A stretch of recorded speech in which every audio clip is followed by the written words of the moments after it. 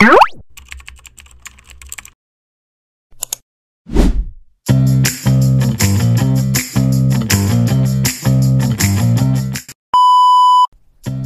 na ba sa'yo na nagka-aksidente ka at nung nag-claim ka, natuklasan mong hindi babayaran yung claim mo?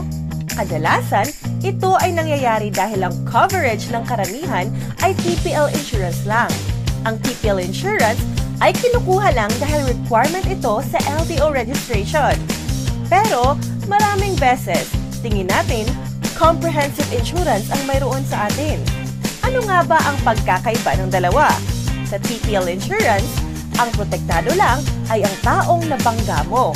Hindi kasama sa TPL insurance ang damage sa sarili mong kotse o sa kotse o property ng iba.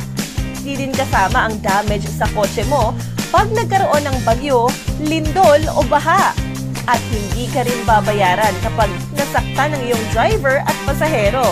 Lahat yan ay part ng comprehensive insurance. Ang TPL insurance ay hindi comprehensive insurance. Siguraduhin sapat ang insurance mo para di ka mag-alala o mapirwisyo. Mag-message sa Perla Insurance para matulungan ka sa tamang proteksyon para sa iyo.